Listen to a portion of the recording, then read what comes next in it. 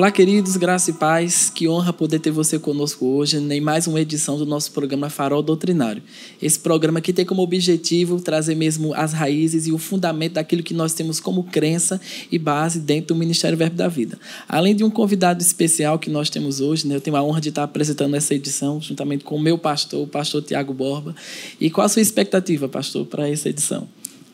Estamos com expectativas altas, né? Temos um convidado bem especial aqui, esteve com a gente aqui em Campina Grande esses dias. Eu queria apresentar o nosso querido pastor Luciano Subirá, vai estar aqui conosco, conversando um pouquinho hoje sobre dons do Espírito. Tudo bom, pastor? Seja bem-vindo. Tudo bom. Uma alegria poder repartir desse assunto tão importante e necessário. Maravilha. Pastor, eu queria começar com uma frase do irmão Reagan. Ele tinha uma frase que o pastor Bud ele repetia muito para a gente aqui, principalmente nos últimos anos dele de vida. Ele disse que o irmão Reagan dizia, olha, existe um mover do Espírito, as manifestações do Espírito que podem ser perdidas na nossa geração, se não forem passadas através de preceitos e exemplos. O que é que o senhor acha dessa frase? O senhor poderia comentar um pouquinho sobre isso? Eu acho ela verdadeira e não apenas a respeito dos dons. A gente pode incluir outras práticas, né? A cultura da oração, o jejum associado a ela, enfim, tudo aquilo que o Novo Testamento põe como ênfase quando falamos de liderança é exemplo. Então, a gente olha para Jesus, que ao mesmo tempo gastava muito tempo ensinando os preceitos do reino, ele também diz em João 15 para os discípulos, eu vos dei exemplo, a fim de como eu fiz, vocês façam também. Quando a gente começa, e nós precisamos tomar cuidado, porque nós estamos vivendo uma transição, né? A igreja da nossa geração, de quando éramos mais novos, era uma igreja menor, cultos menores, né? Uma dinâmica onde muitas vezes a gente dava mais tempo às ministrações. Hoje nós temos cultos maiores, vários cultos, e a gente começa a ter preocupação e, às vezes, pensar, né, apenas naquele modelo, puxa, como podemos alcançar o não crente, e esquecemos de algumas coisas que elas vão deixando de ser vistas. Eu acredito que essa frase é muito verdadeira e que a gente, de tempos em tempos, eu mesmo tenho, né, conversado com a nossa liderança e tenho dito para eles como a gente pode manter essa chama acesa no coração dos que estão se convertendo agora, que não conhecem a nossa história, que não viram os cultos de avivamento de antigamente, porque daqui a pouco eles vão ter como natural, podem presumir ter como normal, reuniões onde a gente não tenha nada muito diferente. E é uma cultura que a gente, de forma silenciosa, passa, às vezes, sem perceber. E às vezes a gente cai no erro de achar que todo mundo já sabe daquilo, mas realmente tem muita gente nova chegando na igreja, gente se convertendo, que precisa estar exposto a essas coisas do sobrenatural, né? Lembrei de uma frase do irmão Rick Renner também, que ele diz que sem a operação dos dons no meio da igreja, o evangelho ele pode parecer um conto de fadas, né? Fica faltando aquela parte sobrenatural que as pessoas precisam ser ensinadas, mas também estarem expostas ao mover do Espírito no meio da igreja. É verdade.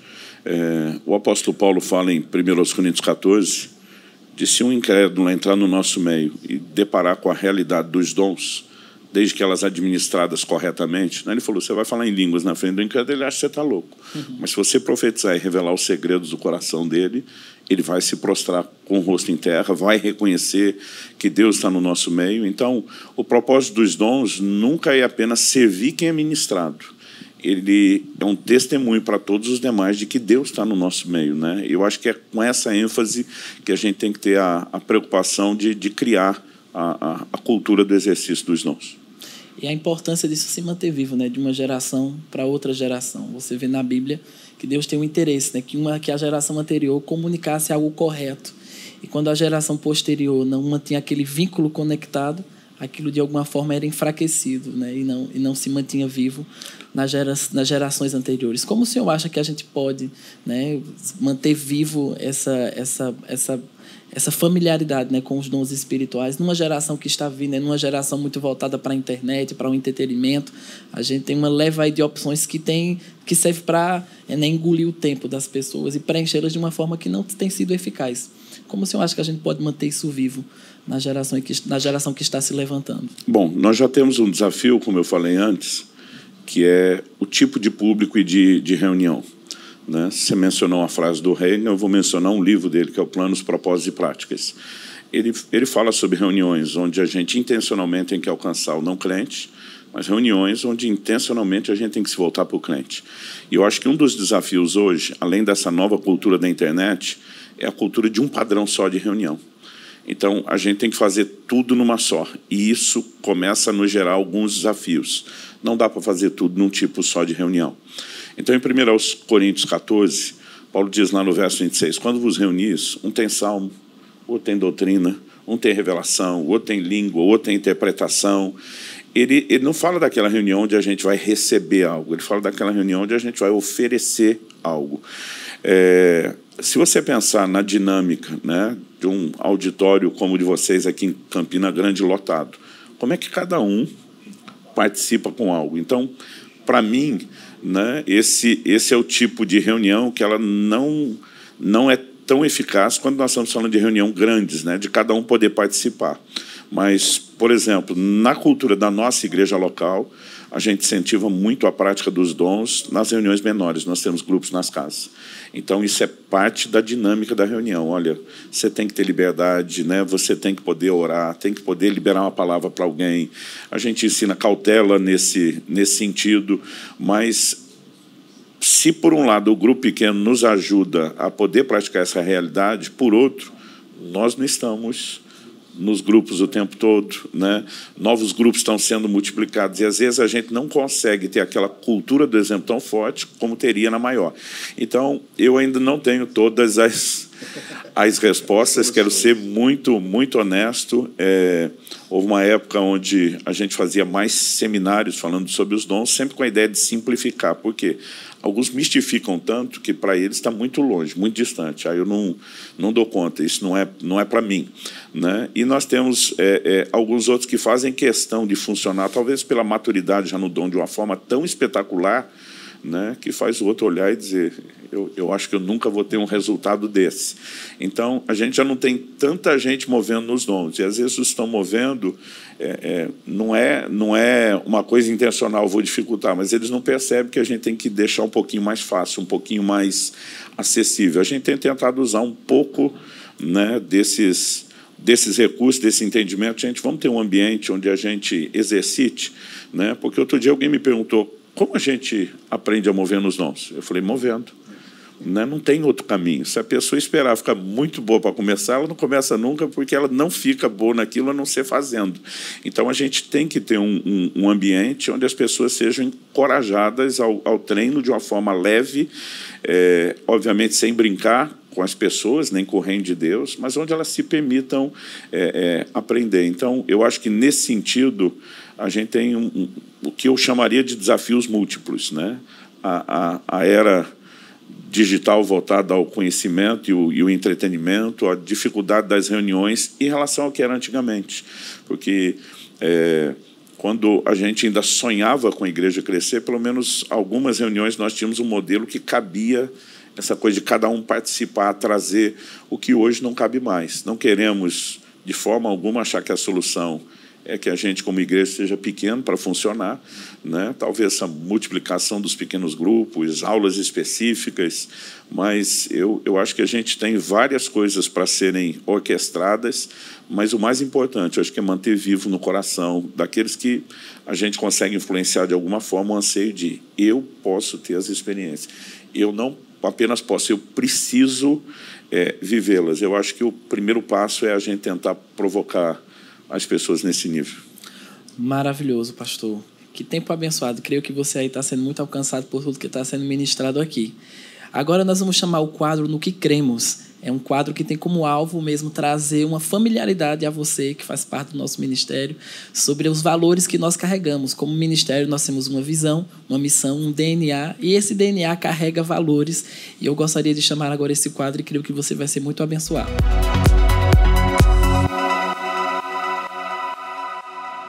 Glória a Deus, graça e paz. Quero compartilhar um pouco sobre os nossos valores do Ministério Verbo da Vida, algo que tem motivado a gente se empenhar para corresponder àquilo que tem sido visto, né, na nossa liderança, começando com o nosso fundador, pastor Band, Mama Jen, e hoje podemos identificar esses valores na prática, né, do ministério, dos nossos ministros, da nossa liderança.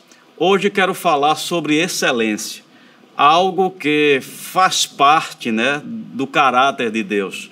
E é muito importante a gente entender, se isso está no caráter de Deus, deve estar também nas nossas vidas, compondo o nosso caráter. Nós somos filhos de Deus, a Bíblia nos estimula a ser imitador de Deus e, por muito, né, a gente tem deixado de lado algumas coisas, eu acredito, pelo engano, né, que a gente foi exposto por tanto tempo a uma deturpação da doutrina bíblica, da verdade de Deus, e essa questão da excelência ganhou, né, um olhar de desprezo, confundindo isso com ostentação, quando, na verdade, o oposto disso não é humildade, né, porque estar desorganizado não dá atenção às coisas funcionando, né, dentro de um padrão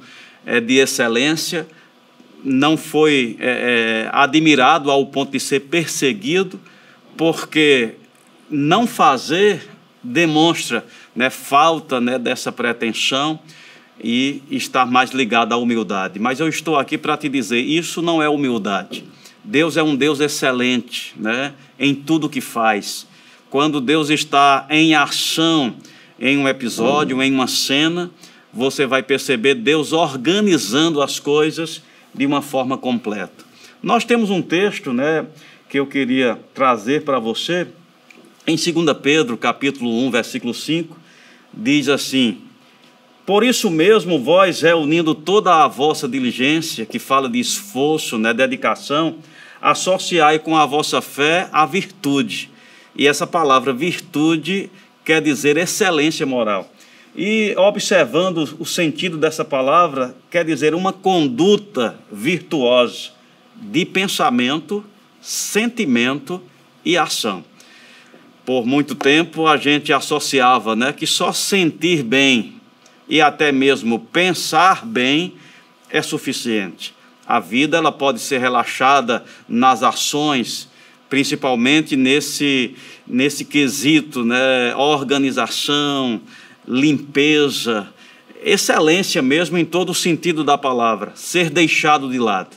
Mas quando nós olhamos, a palavra diz que é uma conduta, é um procedimento, é algo que faz parte dos seus hábitos, né, que envolve virtude no pensamento, nas ações também. Então nós temos o exemplo no nosso Pai e cabe a cada um praticar isso, né? Ter mesmo isso como uma meta, orar para que Deus possa dar esse referencial, a gente ter essa imagem do perfeito. Olha, quando Deus quis construir um tabernáculo por inspiração, Ele mostrou o modelo que há no céu, com o intento de ter um referencial para ser reproduzido. Deus quer te inspirar com visão de um bom funcionamento, de excelência em todas as áreas.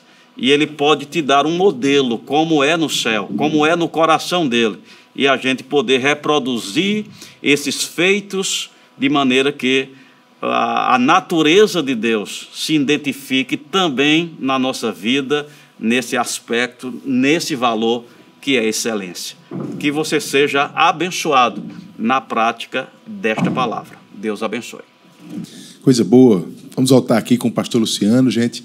Pastor, o senhor falou há pouco sobre crescer nos dons, né? Paulo fala sobre progredir nos dons. Como é que a gente pode incentivar a pessoa que ainda está se familiarizando com os dons a pegar essa linha e ser mais ousado mesmo e crescer nisso? Eu creio que o exemplo de Jesus tinha que ser uma referência para nós. Ele treinou os discípulos na prática. Eles viam ele em operação, ele, né, era acompanhado por eles o tempo todo. Eu tenho certeza que haviam perguntas, e quando ele começa a botá-los para trabalhar, no sentido de também curarem os enfermos, expulsar os demônios, as perguntas iam surgindo, né? Quando eles não conseguiram expulsar um demônio de um filho que um certo pai trouxe, a pergunta deles para Jesus: por que a gente não conseguiu? Eu acho que nessa hora a gente tem um treinamento muito prático, mas essa realidade de um discipulado pessoal não é vivida por todo mundo em todo lugar. Então, por exemplo, eu tive um pouco mais de facilidade de treinar meus filhos em relação aos dons, porque eu nunca dependi de um treinamento formal. Apesar deles terem assistido muitas das conferências que eu ensinava sobre isso, eles estavam no dia a dia, quando eu dava uma palavra, às vezes, para um garçom, num restaurante, quando, né, qualquer contexto do dia a dia que eles estavam perto, eu dizia: pai, como foi que Deus falou com você? Você ouviu uma voz? Não, filho, isso é o testemunho interior. O que é o testemunho interior? Né? Então, esse nível de explicação, eu acho que deixou para eles a coisa mais acessível. Hoje, a gente precisa fazer isso, né, numa sala de aula, a gente precisa tentar trazer esses exemplos, mas o que eu sempre tento conscientizar as pessoas, além dessa verdade já dita, porque Paulo diz em 1 Coríntios 14, 12, né, que nós temos que progredir, visto que desejais dons espirituais, procurai progredir neles. O que é progredir?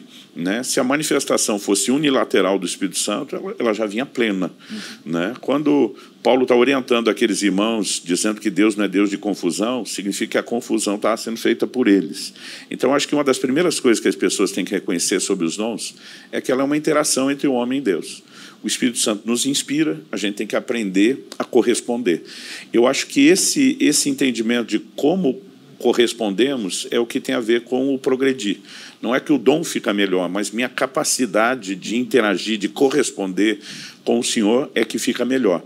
Então, nesse sentido, eu sempre gosto de dizer às pessoas que o processo é simples, o resultado é espetacular. Né? Porque quando a gente ouve a história, a gente só pensa no resultado. E aí, na hora de começar, quando a gente tem algo muito simples como testemunho interior, às vezes as pessoas não conseguem crer. Então, o meu encorajamento sempre é: você pode aprender pela prática com cautela. Então, eu tinha 15 anos de idade e eu fiquei muito impressionado porque um homem de Deus me deu uma palavra profética e revelou segredos do meu coração. E aquilo mudou meu relacionamento com Deus, porque eu passei a entender o relacionamento pessoal a partir desse dia. Para mim, até então, Deus lidava com todo mundo por atacado. Aí eu pensei, se os crentes entendessem o que eu entendi, que Deus lida conosco um por um, ia ser uma revolução. Mas eu ficava pensando, como eu entendi? Eu entendi porque alguém profetizou. E aí, na época, com 15 anos, eu achei que a solução era ter mais profecia. Mal sabia eu que em alguns lugares estava sobrando, estava uma bagunça, no contexto onde eu vinha estava faltando. Então eu falei para Deus, quero te ajudar. E eu lembro que eu fui falar com aquele homem, falei, você pode me ensinar as manhas do negócio? Eu também quero profetizar. Né? Mas como é que você ouve a voz de Deus? É uma voz audível, é voz de homem, é voz de mulher? E ele ria daquilo que eu perguntava, porque assim...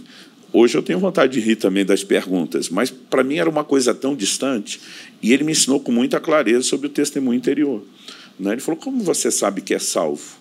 Eu falei, eu sei porque eu sei, porque eu sei, eu não sei como é que eu sei. E ele me mostrou na Bíblia, o Espírito testifica com o nosso espírito. Né? Ele falou, olha, se num assunto tão importante desse, Deus não falou necessariamente por meio de uma voz audível, de uma visão espetacular, mas de uma convicção, que é esse testemunhar do Espírito Santo, foi o que te faz pensar que no resto seja diferente. Então ele falou assim, às vezes você vai olhar para alguém, né, e vai sentir um impulso a respeito de algo. Ele falou, você não tem que chegar lá com a obrigação de ser bom no que você nunca fez. Então, em vez de dizer Deus disse, vai lá e faz uma pergunta. Né? Se a pessoa confirmar aquilo, você vai falar, puxa, então era Deus, eu vou... Então ele simplificou, e eu comecei a me exercitar, e à medida que me exercitava e ia vendo os resultados, a gente vai se empolgando. Então, eu acho que nós precisamos levar as pessoas a entender que se progride na prática, a prática pode ser cautelosa, a maneira de fluir no dom não tem que ser barulhenta, espetacular, a gente pode fazer isso de forma simples, mas a gente, à medida que começa a ver os resultados espetaculares, a gente vai ficando empolgado e só empolgando os outros. Muito bom. Eu acho que essa desmistificação é importante, principalmente para essa nossa geração. É a palavra, né? Eu acho que a gente precisa muito disso. Isso mesmo, para deixar o pessoal até mais desejoso, né? Às vezes parece uma coisa muito distante das pessoas, muito espetacular, e as pessoas ficam sem querer se mover nisso. Eu lembro que um dia nós estávamos numa escola de ativação profética, a gente tinha trazido outras pessoas para ministrar, não era eu ministrando, e eu lembro que minha filha participou de uma sessão e depois ela me procurou e falou: pai, é errado a gente orar para alguém ficar grávida? Eu falei: antes de responder a sua pergunta, me deixa entender o que está acontecendo. Ela falou: não, nós tivemos um treinamento e teve uma hora que eles falaram: olha, senti um impulso, agora é hora de treinar com liberdade, sem medo de errar. E ela falou: e eu olhei para um casal e tive a impressão de que eles eram casados, que eles estavam orando para ter um filho e não conseguiam, mas que Deus disse que ia acontecer algo. Eu falei: o que você fez? Ela falou: fui lá, perguntei se eles eram casados, disseram que sim. Perguntei se tinham filhos, disseram que ainda não. Perguntei se estavam orando, né, a respeito disso. Eles disseram que não só orando, mas tentando, mas que já fazia alguns anos não conseguiam. Ela falou: eu falei: olha, eu senti isso. Eles ficaram emocionados, choraram. Ela falou: agora eu estou com medo. E se não acontecer? Né? Eu falei: filha, você não precisa orar para acontecer. Não vou te impedir. Mas eu falei assim: você tinha como saber que eles eram casados? Não. Você tinha como saber que eles estavam tentando filhos e não conseguiram? Não. Eu falei: tudo isso não bateu? Ela falou: sim. Eu falei: o que te faz pensar que o resto da convicção que você teve não vai se cumprir? Eu falei: agora é hora de descansar. Eu falei: e outra, né? A gente tem que se dar o direito de até errar na boa intenção. Eu falei: eu já disse isso várias vezes para as pessoas. Outro dia alguém falou: e se eu falar e não aconteceu? Né? Eu digo: olha, eu acho que, não digo assim, diz o senhor, e digo mais: se errar, estava na boa intenção, querendo te ajudar. Então, eu não estou querendo esculhambar a prática dos dons, mas para quem está começando, às vezes a grande insegurança, que as pessoas dizem: cara, eu não duvido de Deus, eu duvido de mim. Será que eu estou ouvindo? Porque se eu tiver certeza que é Ele... Já ouvi várias pessoas falar isso: eu vou com tudo. Bom, resultado, aquele casal experimentou a gravidez logo na sequência, e quando chegou a hora do parto, houve uma complicação muito grande, tanto a criança como a mãe quase morreram, e foi aquela palavra que fez a família se posicionar e dizer: não, Deus não teria prometido isso para a gente aceitar uma perda. E aí eles viveram um milagre. A história foi ficando espetacular ao longo do tempo, mas eles um dia vieram agradecer, disseram: olha, se Deus não tivesse usado a sua filha para dar aquela palavra, para a gente ter certeza que Deus estava no processo, talvez a gente teria se acomodado com um resultado trágico, né? Poxa, Deus não quis, quase como se tudo dependesse dele, mas por causa daquela palavra a gente dizia: não, essa não é a vontade de Deus, né? Então a gente se posicionou, a gente exerceu fé, um milagre aconteceu, e depois disso minha filha nunca mais teve medo, né? Continua com toda a cautela, mas nunca mais teve medo de compartilhar uma palavra. Então é nesse sentido, quando a gente fala deixar fácil, não é o resultado que fica fácil, ele continua sendo sobrenatural, mas o processo pode ser simples. Excelente, né? É um equilíbrio mesmo, de não banalizar os dons, mas não mistificar a ponto das pessoas ficarem com medo de entrar, sem desejar, né?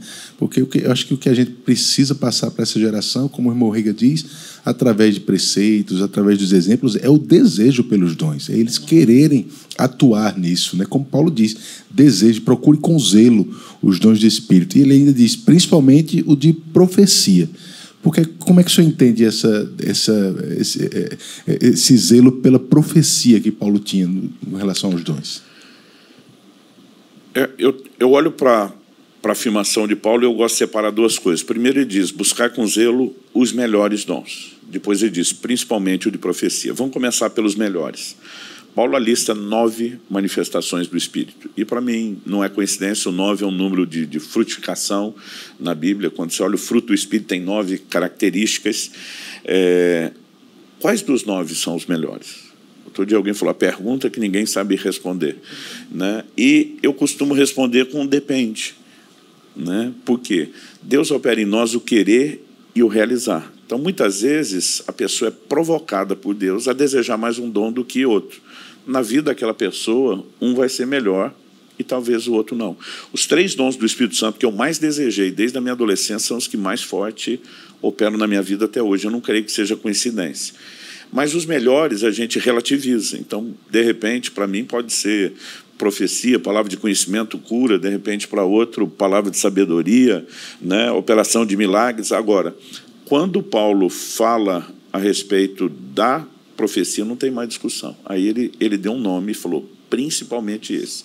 Então, existe uma diversidade naquilo que Deus libera e existe um destaque. Eu creio que a construção do profético ela vem ao longo de toda a Bíblia. Se você olhar desde o Velho Testamento, né, Deus tem demonstrado que Ele deseja falar por meio de outros. E em 1 Coríntios 12, Paulo diz assim, ninguém que fala pelo Espírito, então se profetizar é falar por outro, falar pelo Espírito, a gente precisa entender que é um nível de experiência que Deus quer que a gente tenha. Num certo sentido, quando a gente já prega a palavra, já somos embaixadores e porta-vozes. Mas nós podemos ser no sentido de questões pessoais. Paulo diz assim, quando vocês estavam na ignorância, vocês foram levados aos ídolos mudos. Eu acho interessante ele fazer esse contraste, porque a Bíblia diz que os ídolos têm olhos, mas não veem, ouvidos, mas não ouvem, nariz não cheira, boca e não fala, mão e não apalpa. Mas Paulo classifica só o ídolo mudo. Para mim, ele está dizendo, os falsos deuses que você serviram não falavam na sua vida. E aí o contraste vem é que Deus fala. Sabemos que fala primariamente pela sua palavra, a Escritura, a forma pela qual todas as outras experiências vão ser julgadas, mas nós precisamos entender a natureza de um evangelho que é comunicado com essa característica. Deus fala e fala no âmbito pessoal, né? As pessoas precisam aprender a ouvir Deus e Deus também quer usar pessoas para, da parte dele, falar na vida de outros. Quando você olha o aspecto geral, a profecia do derramar do Espírito, e acontecerá nos últimos dias, derramarei do meu Espírito, profetizarão. A gente sabe que o falar em línguas é experimentado, e o livro de Atos é claro nisso, como uma evidência física inicial do batismo no Espírito Santo, mas nós tratamos quase como se fosse só isso. E esse elemento do profético, que deveria ser uma extensão do domínio do Espírito, ele tem sido roubado. O meu encorajamento às pessoas é, eu particularmente distingo 3 níveis. O ministério do profeta, estamos falando de um dos dons lá de Efésios 4, o dom de profecia, que é um dos 9, mas nós temos também uma inspiração profética. Então, por exemplo, se a gente falar de fé, tem o dom da fé, mas todo crente tem fé, né? Se a gente falar dos dons de cura, nem todos operam neles, mas todo crente foi comissionado a orar por cura. Então, eu sei a diferença quando eu oro por alguém debaixo da operação dos dons, e aquela cura acontece pela operação dos dons, e a diferença entre quando a gente exerce fé e também pode acontecer. Quando você pensa nesse desenho, na profecia não é diferente. Existe um elemento do profético que talvez não é nem esse dom de profecia. Quando Paulo diz, todos podereis profetizar, ele está falando dessa fala inspirada. E eu acredito que existe algo significativo, não só para quem recebe a palavra, mas para aquele que Deus usa. O nível de crescimento da fé, né? Então, assim, eu acredito que nós precisamos criar uma cultura não onde a palavra profética ela é diretiva, né? A Bíblia diz que nós somos guiados pelo Espírito Santo.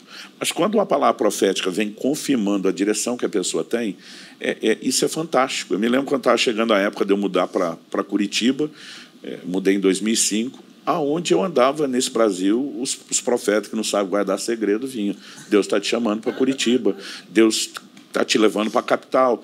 Eu não tomei aquela decisão por causa do que eles falaram. Eu sabia a direção que eu tinha, mas ouvir um monte de gente que não conhecia falar daquilo aumentava a minha segurança.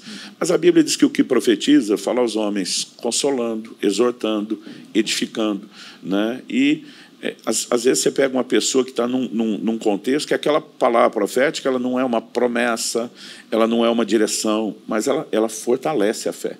Eu me lembro de um dia, eu estava num restaurante, eu brincava que meu filho virou caçador de garçom, né? Eu não sei se por me ver algumas vezes dar palavras, ele chegava no restaurante e já começava a orar. Nós temos que servir quem nos serve. E uma vez um garçom veio falar comigo. Eu lembro que eu olhei na mesa, meu filho tinha sumido. Eu falei, cadê o Israel? Ele falou, acho que foi no banheiro. Eu falei, o banheiro é para lá. Eu não vi ele sair para cá. Ele está grande para o playground das crianças, não foi. Daqui a pouco ele voltou, eu falei, onde é que você estava? Ele, fui cumprir uma missão. Ele devia ter uns 13, 14 anos na época. Eu achei interessante o jeito que ele falou, mas não perguntei nada, ele não falou nada. Daqui a pouco chega um garçom todo emocionado. Esse menino aí, seu filho? Eu falei, meu filho. Queria dar os parabéns pro senhor, viu? Menino é bom, viu? Menino é bom. Ele todo emocionado. Eu sabia que não era só um elogio. Eu falei, o que houve? Ele falou, poxa, eu estava ali no meu canto pensando, só eu e Deus, sem falar nada. Esse menino veio falar de tudo que eu estava pensando. Poxa, você criou bem o menino. Eu falei, você acha que minha criação ia dar a ele o direito de falar o que os outros pensam? Ele é mesmo, né? Ele era um novo convertido, né? E naquela hora o Espírito Santo falou com Israel, que ele estava na dúvida, dou o dízimo ou pago as contas. Né? Quero agradar a Deus, mas também não posso ficar com mau testemunho do não pagamento. Né? Se fosse meu pai com dinheiro eu pedisse emprestado, acho que ele daria. Será que Deus não quer me ajudar? Ele estava nesse dilema. Meu filho foi lá falar do que ele estava pensando e dizer, você tem que aprender desde o início da sua fé a colocar Deus primeiro. Né? Deus não está pedindo isso em detrimento do resto. Ele quer que você entre num nível de confiança. Né? E ele falou, cara, e as coisas que ele me falou depois, não tem como não ser Deus. Eu falei, então, em vez de você só agradecer o pai terreno dele, agradeço o Pai Celestial que usou.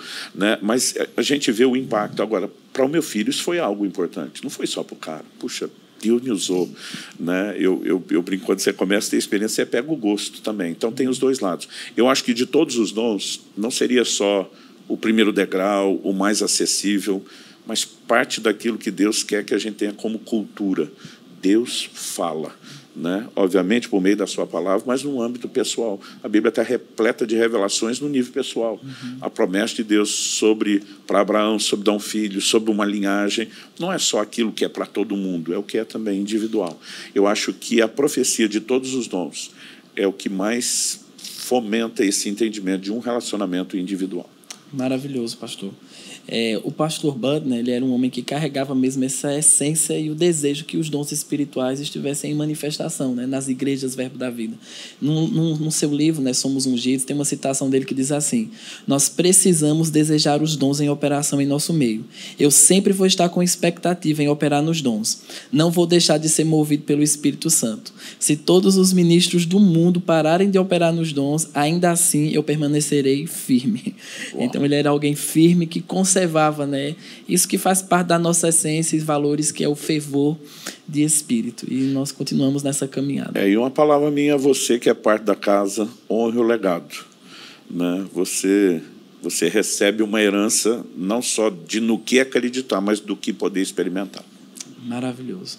Agora, pessoal, a gente vai ter também um outro quadro que é Secretários pelo Brasil. Eu não sei se você sabe, mas nós temos secretários doutrinários espalhados por todo o Brasil, homens e mulheres que têm mantido firme aquilo que nós temos como crença e como fundamento no Ministério Verbo da Vida. Então, eu gostaria de te apresentar agora um dos nossos secretários doutrinários.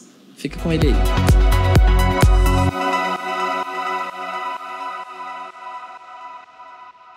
Olá, gente, a graça e a paz. Meu nome é Hermínio Rezende e é uma honra poder participar do quadro Secretários pelo Brasil.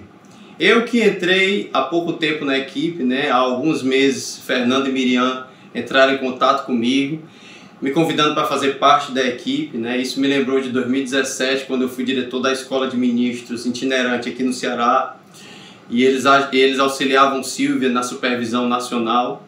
E foi um tempo muito precioso, e agora para mim é uma grande honra poder de novo estar na equipe, servindo ao Senhor, servindo a eles, né, na coordenação doutrinária, como secretário aqui na região do Ceará. Né? Desde o começo dos trabalhos, assim que eu entrei, né, nós já temos participado de todas as atividades. Né? Eu já entrei numa fase que estava muito intensa, as demandas nacionais da coordenação doutrinária. Então nós temos participado da correção de questionários, das reuniões doutrinárias com a diretoria, e tem sido um tempo muito precioso, né? Estar junto com os outros secretários, que são homens e mulheres de Deus, que são referências, né, no nosso ministério. Tem sido uma grande honra. No que diz respeito ao estado do Ceará, né, nós temos aqui como supervisor o pastor João Roberto, um homem de Deus que eu tenho um carinho muito grande, pois desde que eu adolescente cheguei no Verbo da Vida, né, o pastor João sempre foi uma referência para mim. E é uma grande honra ter ele como supervisor. E nós temos conversado a respeito do estado do Ceará. Estamos numa fase de planejamento, né? Toda obra que é edificada, ela precisa ser planejada antes, precisa ser estudada. Nós estamos nessa fase inicial de planejamento, né? Temos conversado com o pastor João, com os pastores locais. Eu tenho certeza que a Secretaria Doutrinária aqui no Ceará vai ser mais um impulsionador da visão que Deus tem para o Ceará, dos planos e propósitos que o Senhor tem para esse estado. Eu tenho certeza que essa secretaria vai ser um facilitador e um impulsionador, né, daquilo que Deus vai estabelecer no Ceará. Então foi uma grande honra participar desse quadro. Forte abraço. Coisa boa, graças a Deus. estamos voltando aqui já na nossa reta final.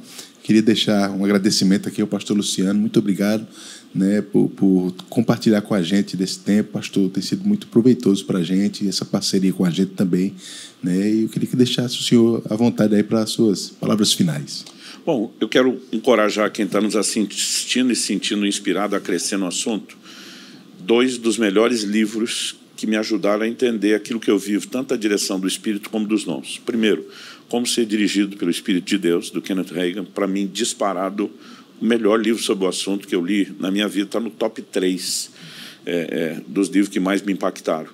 E nós temos duas possibilidades de livros sobre os dons, né? O Espírito Santo e os seus dons, que é uma edição maior, e tem uma outra versão resumida, que é a respeito dos dons espirituais. Também a pessoa que mais me influenciou no que eu penso, no que eu ensino, no que eu prego sobre os dons, também foi o Kenneth Hagin, e acredito que aqui a gente mais cria dúvida do que tira, a gente provoca, mas acredito que ali as pessoas vão poder ter um ensino muito prático, e eu acho que eu queria arrematar com esse encorajamento, né? Segundo, os dons têm que ser desejados e a forma de buscá-los, porque a Bíblia diz que nós temos que buscar. Tem crente que esperando o dom correr atrás dele e não vai ter nunca. Então, essa busca não é uma busca natural, tipo uma caça ao tesouro, é uma busca espiritual. Então, Paulo diz, o que fala em línguas, ore para que possa interpretar. Então, o meio de acessar aquilo que nós não temos, depois desejar, é orando. Então, ore, busque muito isso. As manifestações, elas vão acontecer, e quando começarem, é importante que você tenha instrução de como se mover nelas e como crescer nelas. Foi um prazer poder falar e compartilhar aqui com vocês. Obrigado, pastor. Obrigado você também por estar nos assistindo. Continue na prática dessas coisas. Eu tenho certeza que o Senhor vai te instruir e te guiar nesse caminho de progredir nos dons do Espírito, tá bom? Maravilhoso. Aproveite e compartilhe esse vídeo para que mais pessoas tenham acesso àquilo que nós temos como crença, como alvo. E você que faz parte, né, da família Verbo da Vida, do corpo de Cristo sobre a terra, que tudo isso que foi ministrado aqui possa te abençoar e possa estabelecer os feitos do Senhor sobre a tua vida. Então, um grande abraço e a gente se vê no próximo programa Farol Doutrinário. Até lá.